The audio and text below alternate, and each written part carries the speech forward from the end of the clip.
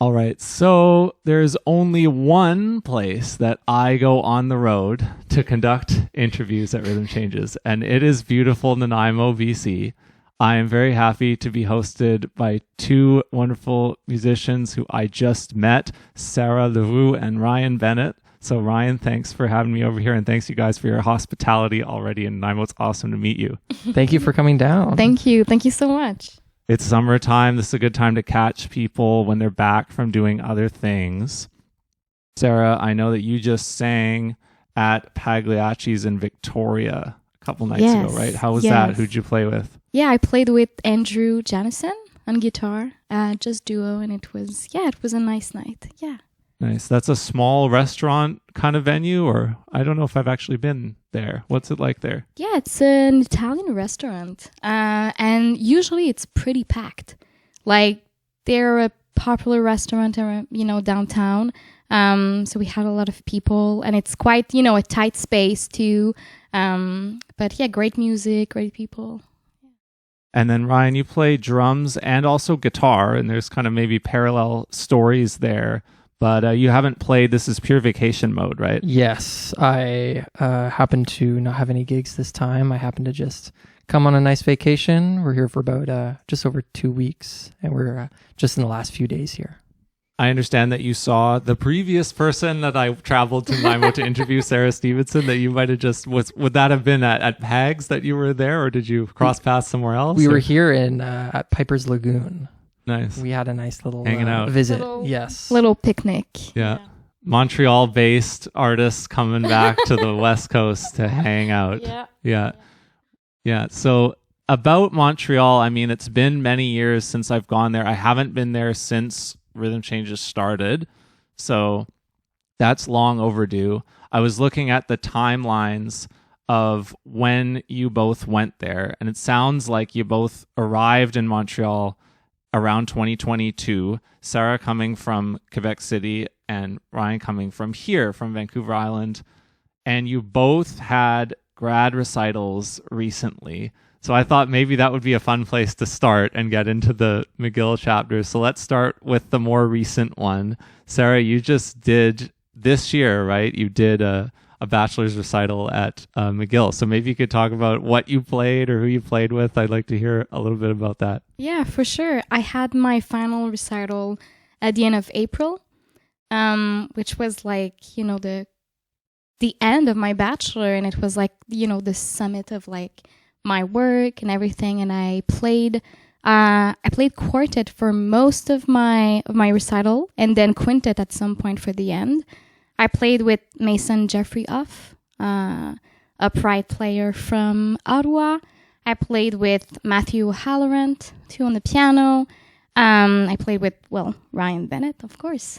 And I played with Daniel Marmer on guitar. Ah, yes. Another West Coaster. Yeah. And yeah, it was really nice. 45 minutes, 50 minutes recital. Lots of friends were there. I played some originals of mine. I played a Beatle tune too. Which one? I played what's the title? Golden Slumbers. Golden Slumbers. Yeah, that's it. Cool. Okay. Yeah, Golden Slumbers with a little reharmonization. I opened my recital with On a Clear Day.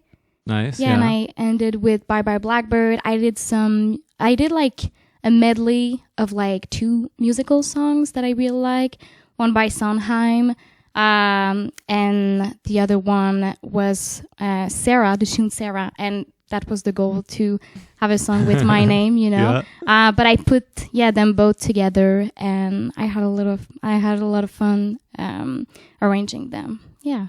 And you played on that, hey? You were playing drums. Yeah. I got to be able to play in this band. Sarah and I have played together since basically second semester of McGill. So beginning of 2023, we've been playing pretty consistently. What about your own grad recital? This is now going back just 1 year to 2025, I think. So how was that? 2025. It was a great recital. I had a lot of fun. I just played trio. I put a band together. It was all... I had the goal to just have original music in my band, and I played with Devin Gillingham on upright bass. He's from Winnipeg. And I played with Thomas Anderson on piano from Victoria. Nice. Oh, from Victoria. There you go. Yeah. Vancouver Island, more connections. let's round it out. There's 2 more people we can shout out who have been responsible for recently connecting us, because I talked to Maude Fautier and Juno Hamilton, who you both know very well from your shared time around the McGill scene. Definitely. Thank you, guys. Cross Canada tour by car. Yeah, I think that was definitely worthy of my attention as soon as I found out about that. Yeah. Mm-hmm. Yeah, that was a cool tour. We were kind of watching it as it was going on and seeing the posts and the different venues that they were playing along the way.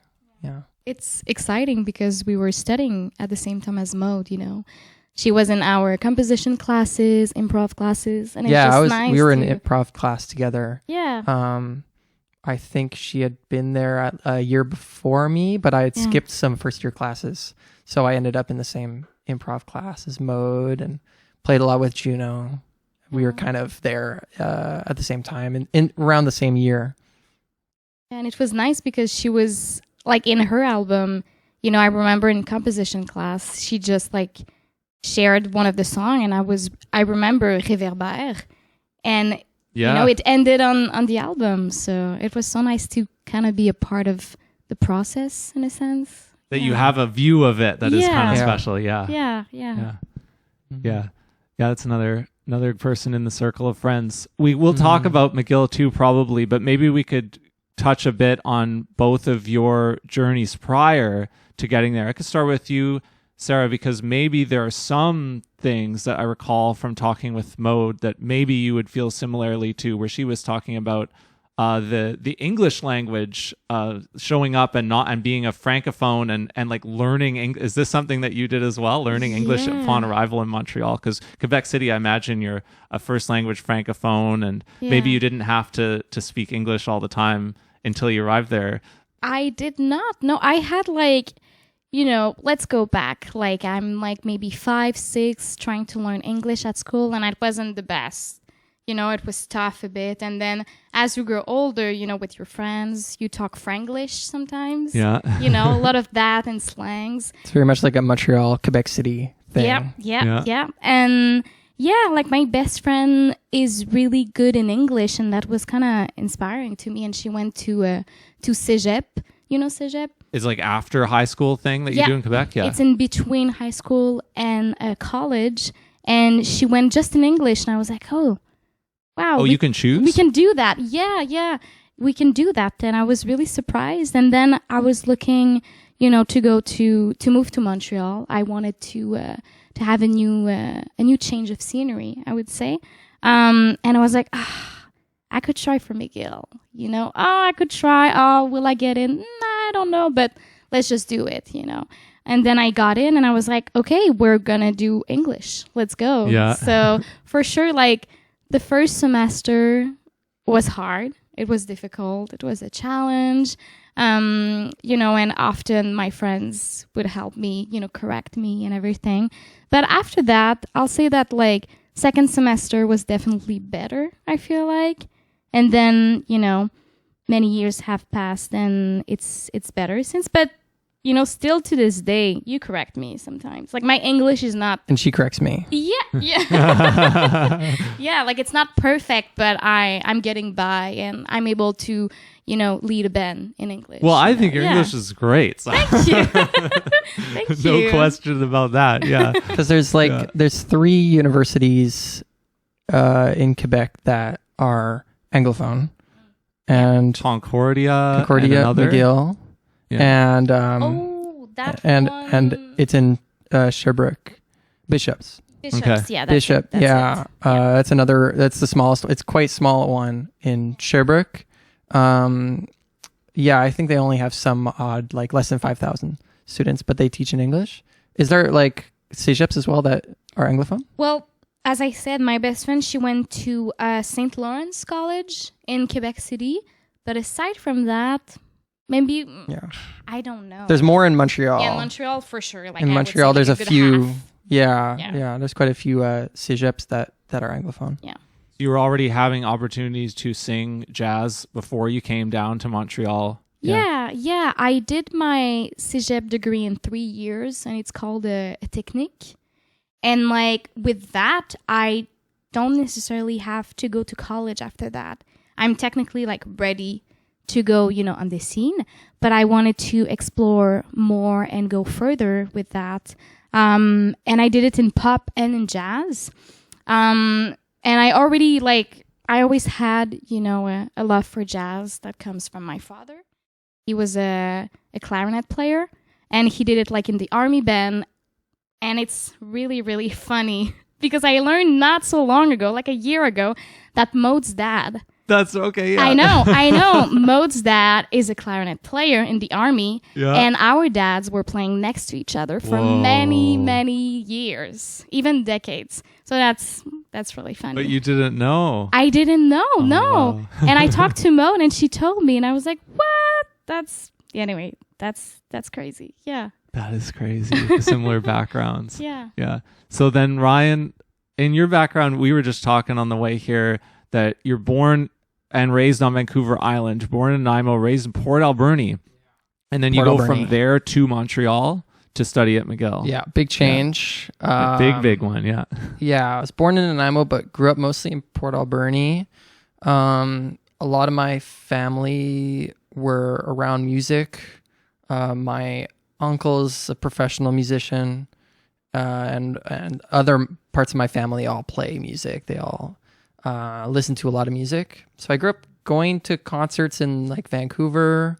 There's not a lot of live gigs happening in Port Alberni, but my family often took me to a lot of rock gigs and rock music in Vancouver. I think a really early concert of mine going to was AC/DC in Vancouver. In Vancouver, okay, yeah. Going to Rogers or BC Place.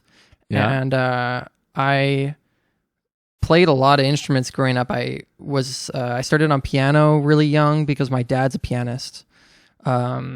He played classical piano for some time, but really got into he was playing in a lot of cover bands in the 80s on keyboards. And so he put me on piano lessons.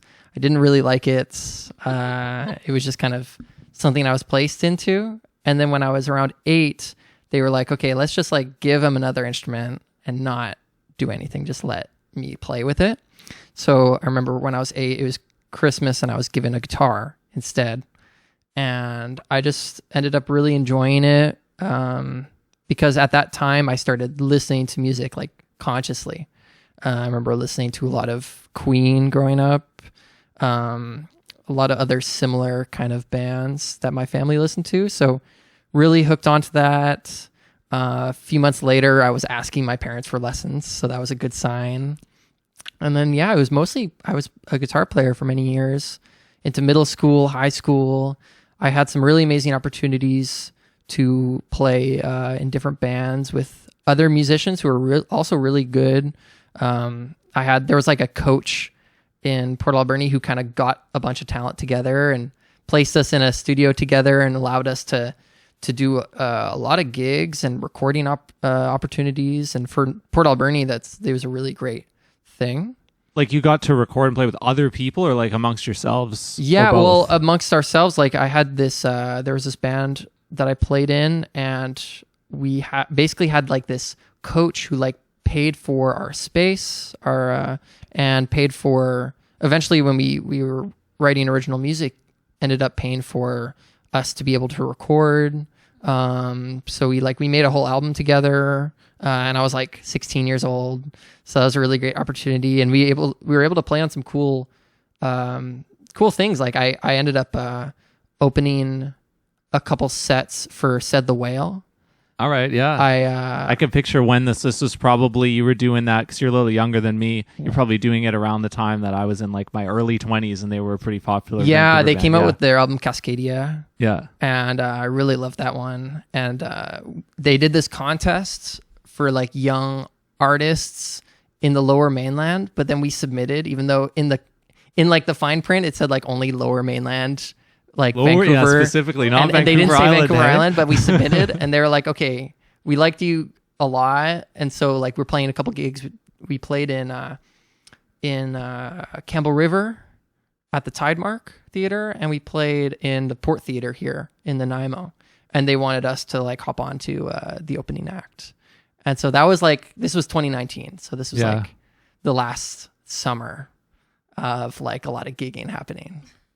Wow. Okay, that's funny. Yeah, because for me, the Said the Whale is actually the like 8 to 10 years era before the like the Hawaii era or whatever. Yeah, that I recall. But yeah, this is when they did that album, it had like Un-American or something on it. Yeah. Yes. Yeah. Okay, I can. And so I was mostly doing that, and then I was kind of introduced to a lot of other things in my high school band program, which I was very fortunate to have a really strong high school band program. One high school in Port Alberni, one right? high school, and in the grade 8 concert band, I remember there being about 70 or 80 kids in the band. Everyone wanted to be in the band program, which was awesome. That's great, yeah. And then by the end, there's less people, but then the people who really stick with it are there. So we had a nice, strong band program. We even had and we had so many extracurriculars. We had an R&B program. We had jazz combo. We had big band in the morning. You're good teachers. Really great teachers. And and then through the big bands and also the combo programs, I started being introduced to jazz music. None of my friends ever listened to that. None of my family ever listened to that. So I was really introduced to that through the band programs there. Yeah. And so I didn't play guitar. I actually played alto sax. I played alto sax. Probably you and 20 other people if there were 70 people in the band. Yeah. I ended up being on alto sax, and then I just stuck with it for a few years. Ended up really hating it. Did not like playing instruments with my embouchure and my mouth. I ended up really sticking with hand and foot-based instruments. And then I got opportunities to play the drums. This came about just because there was like a band in town of my friends, and it ended up being like 3 guitar players and a bass player. And we had a drum kit, and we were just trying to figure out like who's going to play the drums. And I ended up sitting down, and it just kind of came easily to me. I found that because of my proximity to music, and I feel like I might have been tapping out rhythms, I could play like a rock beat, like just by sitting on the drums, even though I never really sat at the drums before. So then I stuck with it, ended up getting a drum kit, and then I realized that I could play percussion and drum set in the school program. So that gave me a lot more opportunities to play the drum set. And by the end of my high school time, I was playing all drums in all the different band programs in my high school. But then I was also playing like rock guitar in this band that I was in. And I was kind of like figuring out, what am I going to do after high school? And I was just like, music is like the one thing I wanted to do. I didn't have any other interests. And I ended up researching. I was like, okay, do I go into classical or do I go into jazz? I didn't want to go into classical. I had no interest in that. I saw that a lot of jazz musicians were well versed in a lot of different styles. So that interested me. And then I was like, okay, do I pick guitar or drums? And I started listening to jazz guitar players and really just did not. Oh, I was like top 5 jazz guitar players and just like listened to a couple songs. And I'm like, no, this like Wes Montgomery, boss guitar, or like Joe Pass, Ella Fitzgerald, or Grant Green, or these kind of guitar players. And I just like didn't get it. But then when I looked up jazz drummers, it came a lot easier because I felt like I had a easier connection from rock drumming to the jazz drumming. I started studying with Graham Vallette. I took lessons with Graham. Hear him play often in Vancouver. Yeah, because he was in Nanaimo, and he was graduating from VIU at the time, and I took some lessons, and he was like, check this out. Like he was kind of curating some things. So I remember listening to Art Blakey for the first time. And that really hooked on to me. Yeah, that's right. Because you have the middle chapter too at Vancouver Island University's jazz program, which doesn't exist anymore. So you're similar in that way. You know, Sarah had the CEGEP. Yeah, I kind of had my own CEGEP, and you had similar. Yeah. Yeah, I went to VIU for a couple years. Ended up going on drums, and got in. And this was COVID, so I spent the first year online. But then I was here, and so I got a lot of time to practice, which I found really useful because I was like, I need to just practice a lot. So it was like my COVID year was my practice year. And then second year we got in person. And so I was able to play with the people, but then we were basically told like, there's no first years, the program is shifting. Yeah, we're going to close down the pipe. Yeah. And so they were my year. I was in the last year of students at VIU. And then by the end of first semester, I was like, okay, maybe I want something like a bigger scene. There's not like a lot of opportunities to play in Nanaimo. And there's not a lot of people around. So I was like, and I was always like interested in living in a big city. So I was like, maybe I should just like hop over and check out some different schools. And McGill was just the one that I ended up submitting an application to. I only applied to McGill, and I was just like, this is just going to be the place if I end up, and ended up working out that way. Right on. There's two kind of themes I'm getting from Ryan's side of the story, where one, it was like the commitment to music early on, and then the search for like to put yourself into a bigger place and see how you do. How much do both of those resonate with you, with the path that you took, Sarah? Yeah, well, I started music really, really young. Like I said, my dad was in music and my grandma too. And I started to be in a choir called La Maîtrise des Petits Chanteurs de Québec when I was young.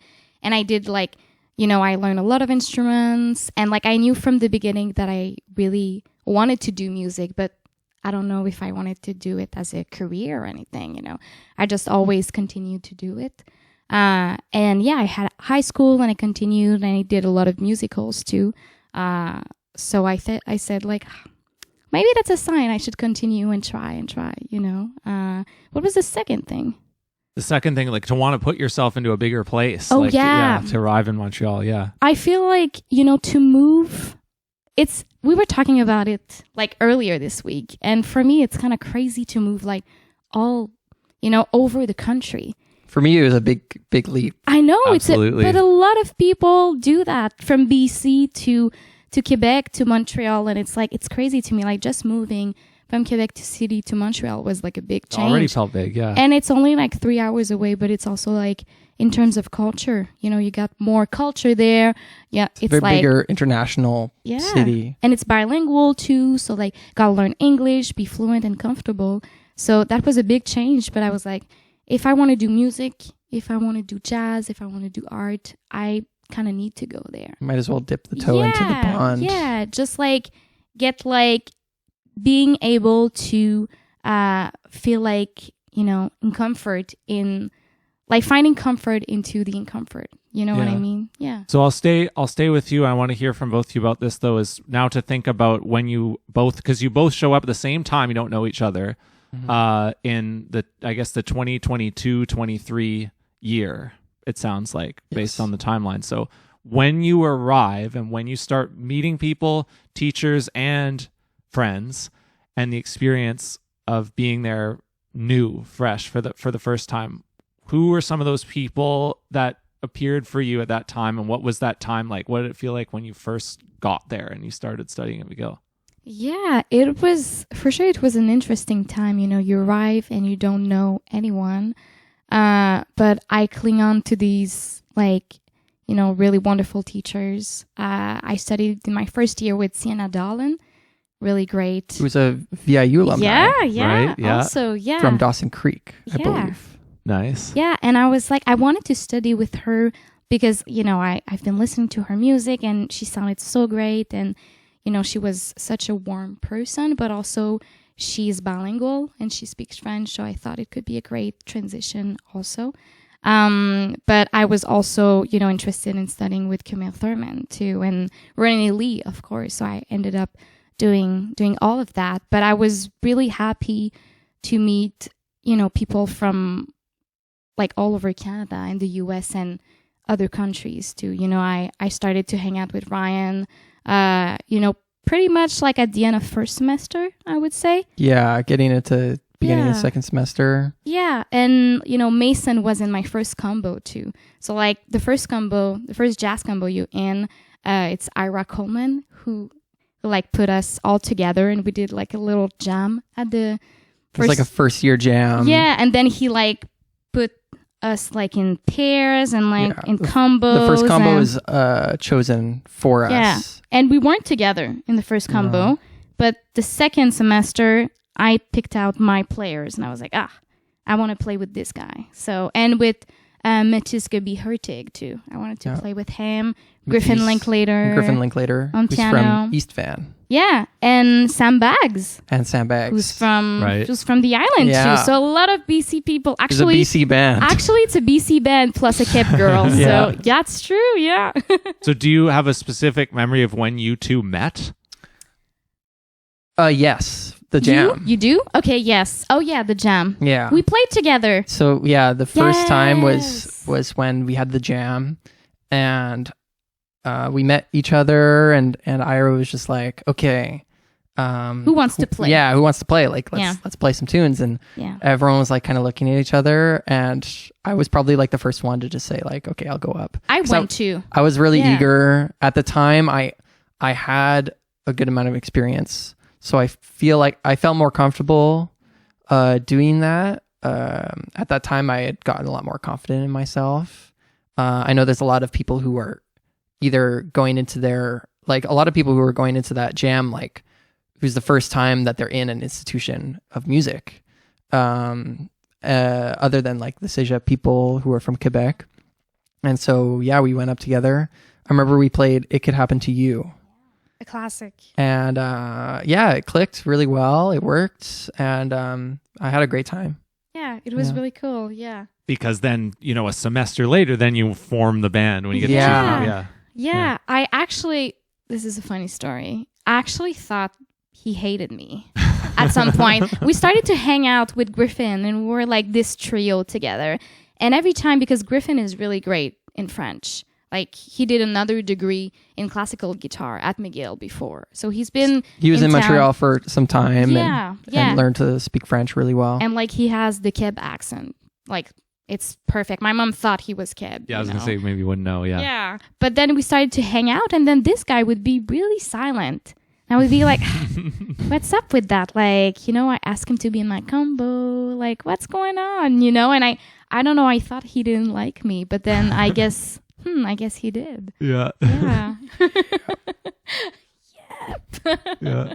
And then there are, I don't know when this happens, maybe in McGill Studies, because it's an intense program. There's a lot going on, but sooner or later over the coming couple of years, you would get a sense of what the venues are where your people congregate outside of school, and you both continue to live in Montreal today. Mm-hmm. Maybe the venues have even changed just in those number of years. So, I mean, you could talk about then or now, but what are some of the places that you've gone and played, and that are the venues in your Montreal community today that you could mention for somebody who is not familiar with them? Yeah, well, before I'm the only person here who went to Resonance Cafe. I went there as well. Yeah, back in the day. I missed it. I'm so sad. Yeah, I went when I actually went to a band trip in my high school to go to Montreal, which ended up being a weird coincidence because then I ended up choosing to go to McGill and not even thinking about that time I went to Montreal and went to McGill and went to these clubs. And I had a great opportunity to go to Resonance. And I think I sat in with Claire Devlin, and there was a few other people in the band that I don't remember.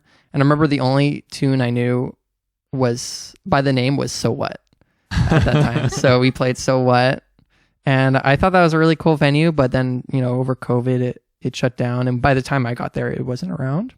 Yeah, I think the first time I went to Montreal was in 2013, and then I went there a couple more times in the 2010s. I may not have gone there in that first time, but I went there a couple times. I never played there, but yeah, some of my friends played there, and I remember going there, yeah. Yeah, and then there's the other couple. There's Liaisons. Yeah. That's like the local place. Yeah. It's, a lot of locals go there. It's in the Plateau, so it's not in downtown Montreal. It's a restaurant, or is it more of a club? Yeah. Both. Yeah. Both places... Like, it's a little different from what I'm used to in Frankie's and Herman's. I found that, like, especially Herman's is, like, very much, like, venue club. Like, it's, like, you sit down and, like, it's, everyone's, like, there for the show. You're coming for the show, yeah. Upstairs in Liaisons, they kind of operate, they're really tight. They're really small places. Mm-hmm. And they definitely can run... a little bit more like 50-50 like restaurant, and then and then music depending on the night, but they're definitely the clubs. They're not like a restaurant like Pegs. I think Pegs is a very different vibe, but they are like the two jazz clubs, Diazons and Upstairs. But if you were to walk in there, like you might not even like see the stage at first. Yeah, Upstairs has been around the whole time. I've been there too, for sure. Yeah, I guess I haven't been to Diazons, but yeah, I've been to Upstairs. Yeah, I guess, yeah, they're similar to Frankie's. I feel like, they're similar. But Diazons is nice. It's a lot of like Canadian artists go there. And it's a cool place. It's got a great sound. And then there's Upstairs. Yeah. We go often to Upstairs, I think. We live pretty, lately we've been living pretty close by to Upstairs just because it's like a 10-minute walk from my place. But it's also like we used to do the McGill combo nights. Yes. At Upstairs every Tuesday. So the two clubs, Diazons has a deal with University of Montreal where they do their combo nights there on Thursdays. And then at Upstairs, we have the deal with McGill. So Tuesday nights, when we were at school doing our combo shows, half of them would be at Upstairs, which was a great opportunity for us to play in front of actual audiences because the admission would be free for audience members. So it'd be free music for them, but then for us, we get a great chance to perform in front of people and test things out, and especially when we're like first performing in these groups together. So that's often like Upstairs is definitely a little bit more of like a McGill student hang. It's a little bit more Concordia too. Yeah, Concordia, because they host the jam there, and then more international people, like a lot of people who come into Montreal. They look up jazz club and it's like Upstairs. It's like for sure, place. Yeah. We also have like a couple of other places like Barbossa. Yeah, there's like bars and restaurants. Those are like Diazons and Upstairs have been the clubs, institutions that have been around for a while now. And there's been like other bars and restaurants. Yeah, we also have like some more underground venues like La Casa del Populo. Yeah, for sure. And Casa Obscura. Yeah, Casa Obscura too. Who hosts a lot more like experimental music. Yeah. I'm probably more familiar with that stuff even than the Montreal straight ahead the way it is today. I know that scene maybe a little bit better. But we also have a new club too. There's a new club in town. It's called Cabaret Jazz L'Entracte, and it's owned by musicians, which is different and refreshing. It's also a nonprofit. Nice. Okay, so have either of you played there as leader yet? I know Mode has. I remember that. Yes. Yeah, we did. Yeah. Sticker on my phone case right now that has the logo on it. I actually regularly host the jam session there on Thursdays, which has been really great, getting to know people. It's in a really great location. It's downtown next to a metro stop. So they're just like kind of getting on their feet. They've been open since like May. So it's a pretty new operation. I've been hosting the Mondays, so the Jazz Vocal Mondays, which is really nice too. We're like a bunch of singers in rotation, which is really nice. It's a really, really nice venue, and it's nice to encourage them. And it's always been since I've been in Montreal, I always feel like there has been in demand for another club. Like a lot of people are surprised that there's only two for like the amount of musicians and the amount of people who come to Montreal, especially in relation to the Jazz Fest. Every year it has Montreal has one of the biggest jazz fests in the world. Yep.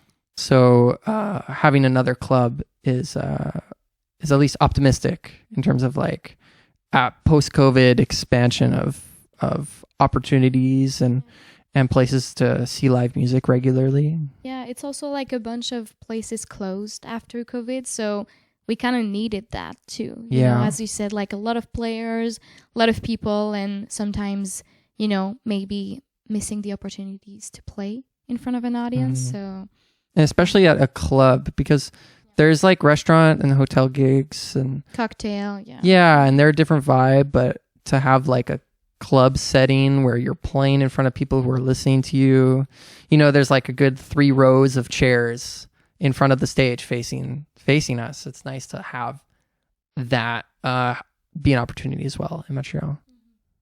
Were you both around for Montreal Jazz Fest time this year? Yes, as usual. We go see a bunch of shows every day. It's my spiritual retreat in a way. Yeah. It was great. Great time. Unfortunately, I was sick a lot of it. Oh, no. Yes, we were. So I did not feel like being there from like 5 to midnight every day. But I saw a lot of great shows. You know, it's all like all these outdoor free shows that are just like... It's great. Really amazing, yeah. And I bought we usually buy a few indoor ticket shows as well. Yeah. The only other jazz fest I've been to was the Victoria Jazz Fest. Okay, yeah. When I was still in Nanaimo, and it's such a different vibe because in Montreal, everything's right next to each other. There's a whole section in downtown that has basically been built for festivals.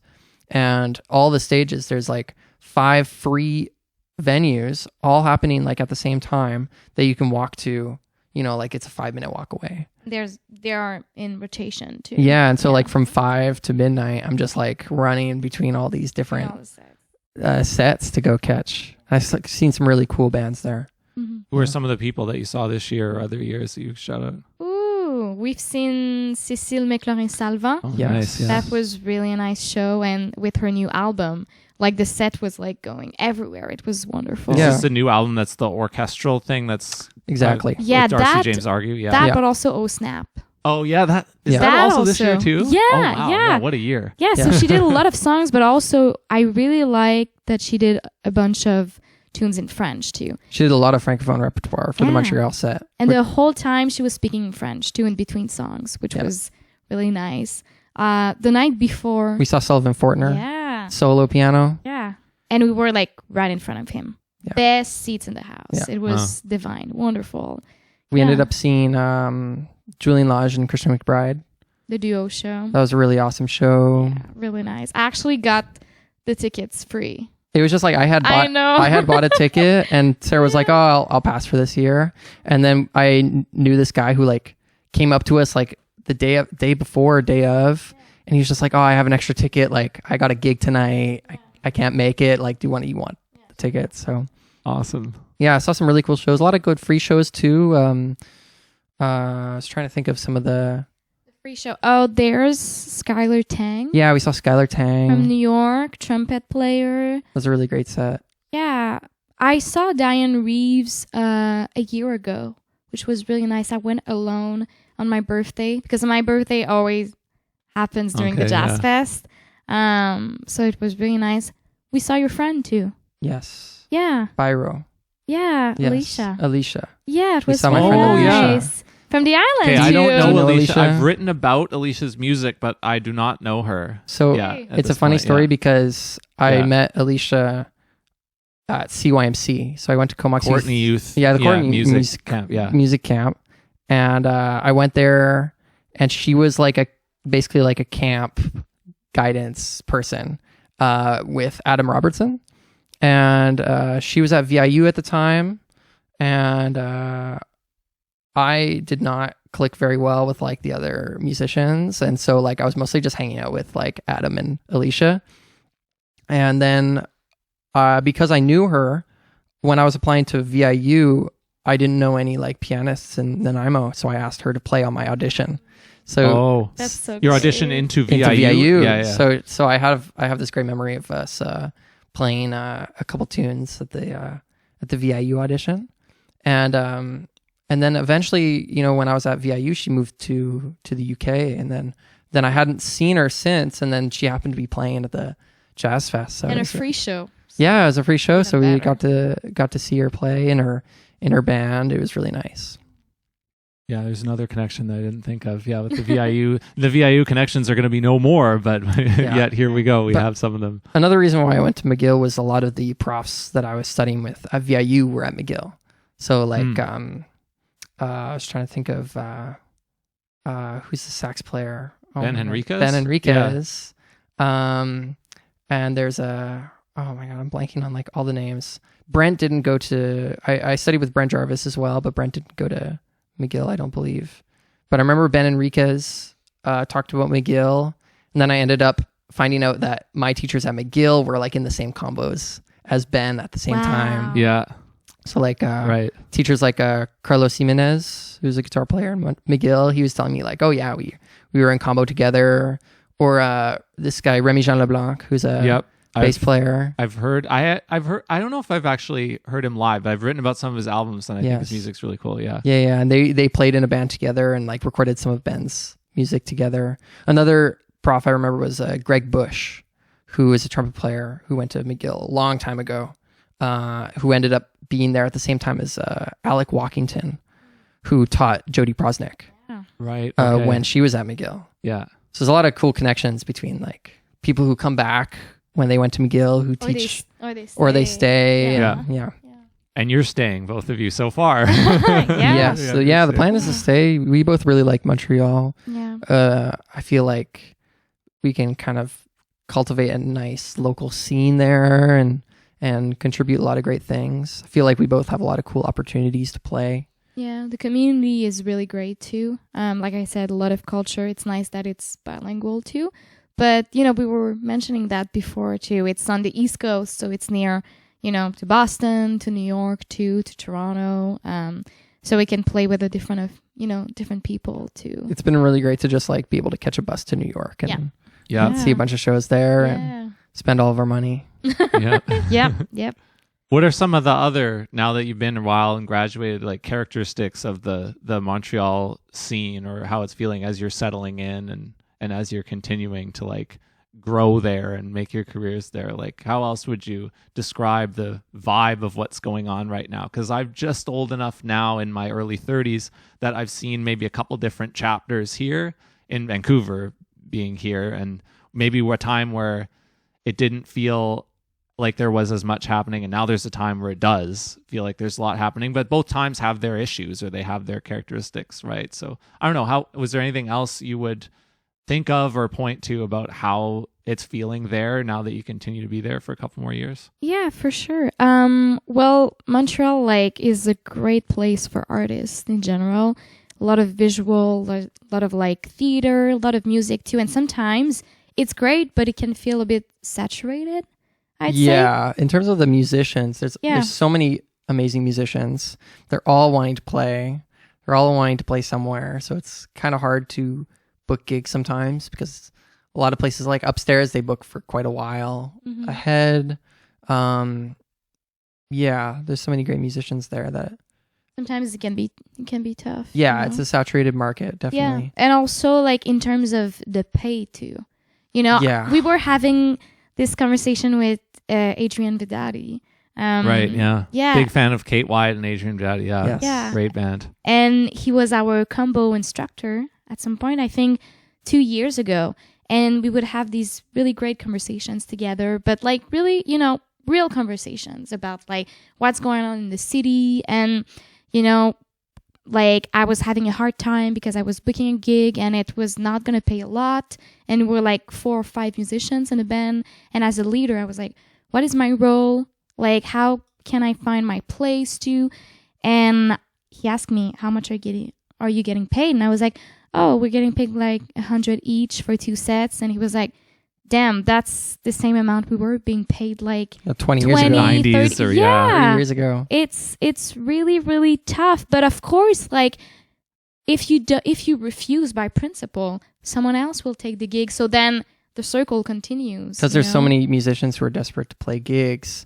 It's hard when venues, who pay little, they will accept whatever music there might be.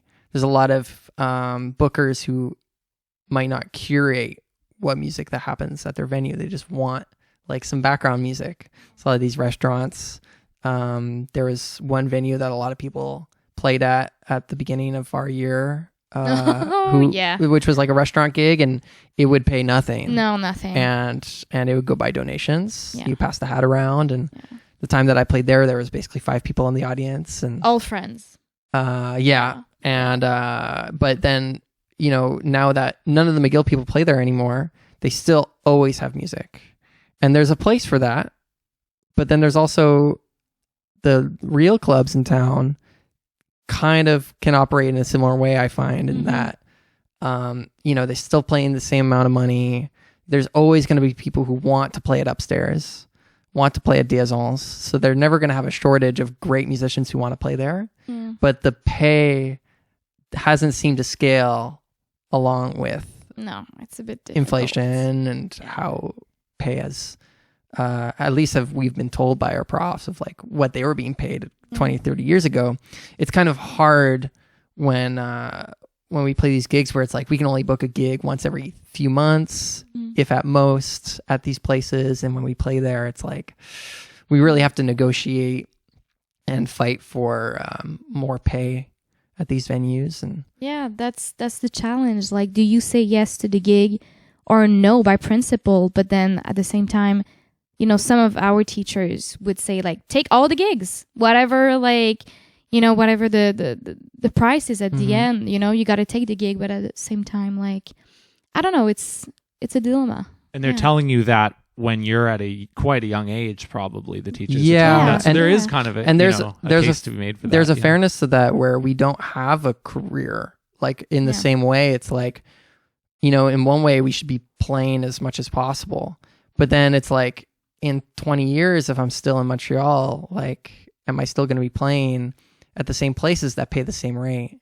You know, in a way the gigging scene, you know, has, at least what I've been told, is that, you know, it's hard to make a living playing jazz clubs these days. You know, it's just not a feasible situation to be in. So trying to find all these other ways to make money, either combining with composing music, with touring, with teaching, finding other opportunities to make a living doing music that makes you happy, is kind of like the venue I see. There's a lot of people who go into music school where they're like, I'm going to play at jazz clubs and I'm going to make my living gigging. And there are a few people who do that in Montreal. But it's a lot of, if they do want to gig for a living, it's a lot of restaurant gigs and it's a lot of hotel gigs. Yeah, background music. Yeah. What have been your explorations of that idea now that you've continued to be there after graduation? Is it an educational focus for you? Is it something else? Where have you looked in terms of the other things that you end up doing now that you've graduated? Yeah, I've been teaching for quite a few years now, and I really like that, you know, both my parents, like, well, my dad and my grandma were teachers. So of course, at first I was like, don't want to do the same thing as them, but then it's a stable income and it's really fun. I really like to teach young kids, but also adults. I have my own studio and I took on like a new job in the fall. I'm going to teach babies to do music, which is like really exciting. And it's going to be a new chapter and a new challenge for me. So I'm going to have that. But for sure, I want to apply for grants to like do my own music. I like composing too. And of course, I like to gig. But I feel like, I don't know, for me, I want to touch a lot of spheres, you know. I feel like that's what I want to do. But if at some point one is more like, I don't know, it's more present in my life, I'm not. You know that you don't have to choose. Well, really. Yeah, that's it. Yeah, it's, you know, it can change and evolve as time goes. So yeah, it's I kind of have a similar outlook. I really like performing. I want to perform all the time, but I also have been liking teaching. I've had an amazing opportunity to actually work with Kate Wyatt. Kate Wyatt's basically my boss. Yep. And I work at an Anglo college in Montreal for the last. I'm going into my 4th year of working at a cégep, basically, as like an accompanist / teacher's assistant. And I've had a really great time working with these like 17 to 19-year-olds who are, this is like what they choose to do. I really like working with that age and trying to like working with them and seeing them get into music more. So I definitely can see myself teaching at some sort of like, you know, music school or institution like that. I like the flexibility that it gives as well with everything else that I do, with music, with composing, and, you know, throughout the summer, you know, I get a lot of free time as well to do other avenues. And I also like teaching one-on-one drum lessons as well. I've been teaching at a studio recently and having a really great time doing that. Yeah. Okay. Are you teaching in English or in French or in both? Or? I teach in both. Wow. Yeah. Yeah. I mostly teach in English, but I do have some students who are Francophone, mostly young kids. And it's been a really interesting experience. Coming from BC, I did take early French immersion in elementary school, but that really didn't stick. But I had some like roots that were planted, some seeds that were planted in my brain, so I could understand some basic concepts in French. And then moving to Montreal, like I really just started soaking up everything, and took some great advice from one of my roommates about learning French, and just went for it and just told myself I'm going to do it, and just spent the time doing it in what I felt was an efficient way. I never took any classes or anything like that when I started living in Montreal, and by now, especially like being around Sarah a lot helps to make friends who are francophone, because they want to speak French with you. Yeah. There's a lot of francophones who are like, okay, you want to learn how to speak French? Like, I'm not going to speak English to you. Yeah. Like, And that's which is good. That's great. a good way. Yeah. And it's nice to have those kinds of friends. And so by now, like I can speak pretty comfortably in French, and teaching drum lessons in French is definitely more uncomfortable. I really have to search for words, but yeah, it's been a good time. But most of my teaching is done in English, actually. Yeah. Yeah, you can have a conversation with my grandparents. Yeah, yeah, that's the other They probably thing. don't speak any English. Most of No. Sarah's family doesn't speak English. No, my so- mom too. It's only my dad and my brother. My brother I have a younger brother. He's 15, and like, you know, he knows English pretty well. And my dad too. But aside from that, it's a lot of French. It's a great when you- opportunity to spend a weekend not speaking any English. Yeah, yeah. and then when Sarah's here, it's great. It's Good a lot of English Yeah. too. But it's really funny because most of the time I speak French, you answer in English, and that's the conversation we'll have, and that's fine. You And know? we do a little bit of both. And here we and do there, a yeah. little bit of both. Yeah. Yeah. So How prominent or how often does it come into play a Franco-Anglo language divide or culture divide just within the Montreal music scene that you're a part of? Yeah. Yeah, that's a pretty big topic in Montreal. Something that we were kind of mentioning in the car of things that we're dealing with in Montreal. I find like that there's quite a community divide between especially the schools, but also just the older community in general in terms of the Anglo community and the Franco community. There's 4 main music universities in Montreal, and that's McGill and Concordia are the Anglophone ones. And the French ones are University of Montreal and University of Quebec in Montreal. UQAM, yeah. UQAM. And there's not a lot of intercommunication, like between the You don't have that many friends No. from those schools. it's tough. we- now. Even as a Francophone, because you went to McGill, maybe you don't. Yeah, but Yeah. I'm from Quebec City, so Right. like I know a lot of people. Well, not a lot, but I know some people in Quebec City, and like aside from Maude, who did the same, Same kind of journey. as me, I don't know a lot of people coming here, and like I've known of like, you know, the degrees that were, you know, open to everyone in other colleges, but I didn't know a lot of people. Yeah. But definitely, like, you know, if you go to the jam session at upstairs, you're not going to see a lot of people from, I mean, first of all, UQAM doesn't have a jazz program. So I mostly think about University of Montreal. They have they have a nice jazz program there. You won't see a lot of UQAM or University of Montreal people at upstairs.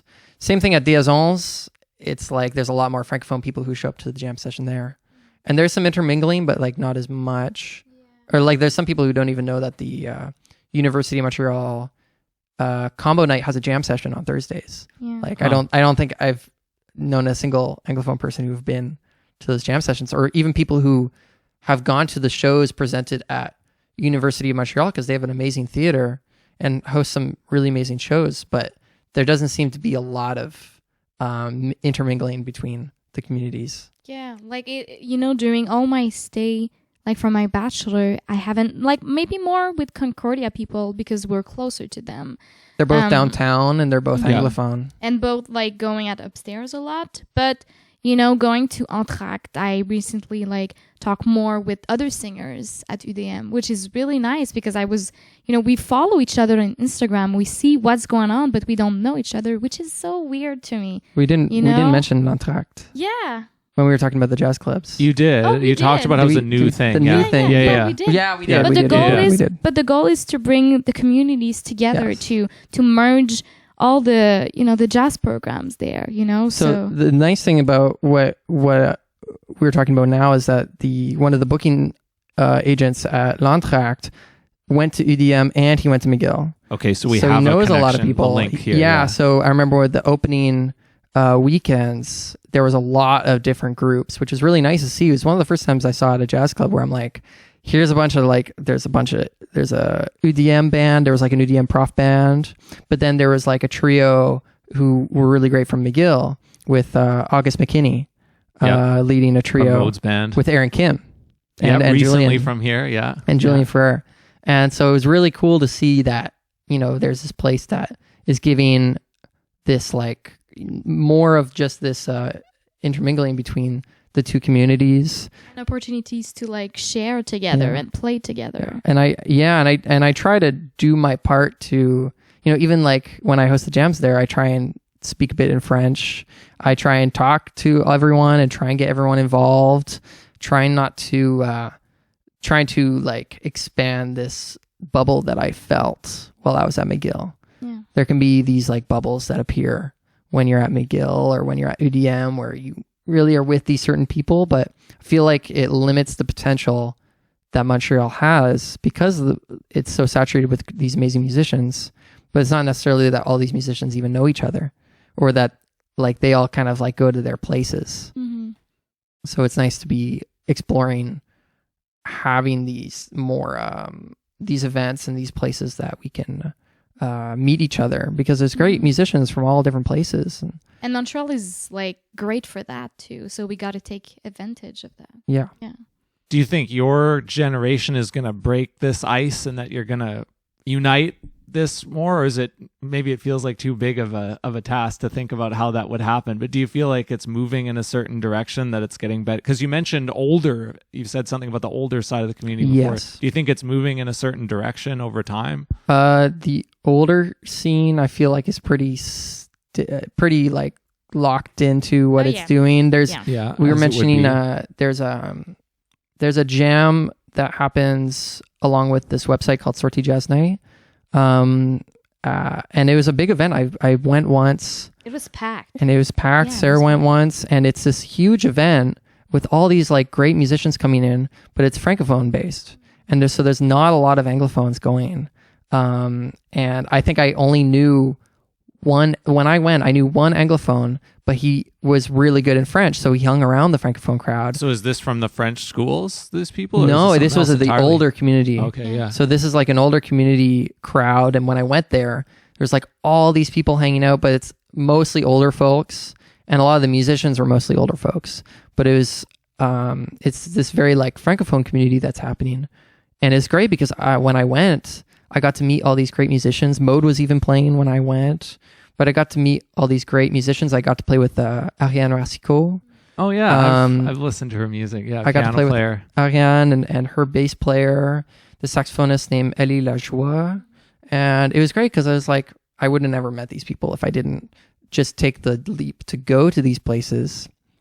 Because it can be uncomfortable as an Anglophone if you don't know a lot of French. To be surrounded by people who aren't speaking your language, it can be a little uncomfortable. But I feel like we need to like just at least talk about it more. Just being aware. To be more aware of like the situation that we're in and like what situation we could be in if we decide to just be more open to each other's communities. It's also like, I was so surprised to see how many like Francophones there were like at McGill too. Arriving, I was so nervous and I was like, got to speak in English, and I found out like it's not all Anglophones at McGill. There's a good amount of Francophones who choose to go to McGill because of its reputation, but also to study in English. Yeah, and I feel like after your degree, you have all these connections that are not going to waste at all, So I feel like you ask us, if it was like a big task or if we could do it, and I feel like we could do it. But for sure, it's a community thing. You're saying to unite the community more, yeah. Yeah, I feel like we need to be more than two, for sure. Yeah. Like we need to be more, and just, as I said, people being aware of that, of the power that we could have, towards that. Yeah. It sounds like you kind of have a place that could be a big part of it in L'Entracte. Yeah. Yeah. Yes. I agree. Yeah. Yeah. And it can't all be on the shoulders of one place. No. There will be more at some point, and we don't know who those people are going to be necessarily, but yeah, we'll find out. Yeah. Is there anything else that you wanted to, or any people or things that you're doing that you wanted to shout out or point towards here before we wrapped up? Ooh, do you want to? No? Okay, well. Do we have anything? Yeah, at the end of the month, going into September. We have some gigs coming up. Yeah, we have some gigs coming up. We're going to do a little Toronto bond. So it's going to be my first time in Toronto, and we're going to play at the TU Jazz Fest, which is going to be really nice. And we're going to hit the Jazz Bistro too. So the TU Jazz Fest is on September 4th. Yeah. And then 4th. Jazz Bistro is on September 6th. I think it's a Sunday. Yeah. And then September 1st, a little bit before that, we play at Upstairs. So we'll have like a big week. Montreal to Toronto run. Yeah, a big week of playing, but it's going to be really nice. I'm looking forward to it. So is this you leading a band? Yeah. It's going to be with my band. I'm also, I just hopped on to playing Josh Warren's album release. I have Upstairs. heard his upcoming album. Yes, I've heard it. Yeah. So I'm going to be playing at Upstairs. It's at the end of August. I'm not remembering the exact date. But I know the album comes out sometime around then. Yeah. Mm-hmm. Yeah. Yeah. So, but that's about it. I Who think. else is playing? So, is this your quartet or? Yeah. It's going to be my quartet. Yeah. Similar band. I guess it's the same band. As my recital, Matthew O'Halloran and Mason Jeffrey off. Yeah. Nice. And at the Upstairs gig, I will have Griffin Linklater on the piano instead of Matthew. So it's going to be nice. We're going to play a bunch of tunes from my recital, originals, and I always like to do some Francophone songs too. So that'd be nice. How much time is left for you here in BC? Ooh. So it's Monday, it's right? Currently the holiday Monday. Monday, and we leave on Wednesday. So in 2 days. Yeah. So we had a great time. We spent a nice couple weeks visiting some great places that we always like to visit. Seeing my family. It's time to go back. It's time to go back, and we're moving in together too, like in less than a week, which is crazy. Got a new apartment coming up. Yes. Yeah. So we're gonna do a bit of that. Thankfully, I hear that WestJet is having a.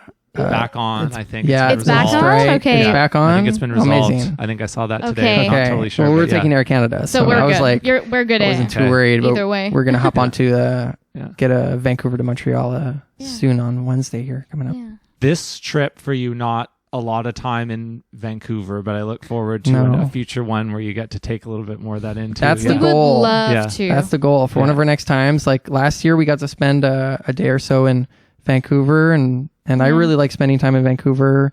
We wanted to hit up the theater on Stanley theater? Park. To catch Theater Under the Stars. Theater Under the Stars. Yeah, we wanted to go there. I caught that one time a couple years ago, and really enjoyed hitting that up and doing other Vancouver things. Last year we were able to go to Vancouver and also go to Seattle, which is a really nice trip. But then this year it just didn't end up working out. Going to Vancouver, but we'll try to make it work next year. Maybe stay more than a night. Hopefully, get some gigs. I'll try at Frankie's. I'm sure that is possible. We were trying to get a session together with Bill Kuhn. Bill Kuhn. Yeah, we met Bill Kuhn because he played I would love to. He played a duo set at Sienna's Cabin. They have that album Ballad Extras. Yeah. And they played so good. They played a nice duo set that we went to Sienna's place a month or so ago, and we were trying to set up some sort of session with Bill. Because I sang with him during the show too. Sienna was like welcoming her students to sing with him, which was really nice.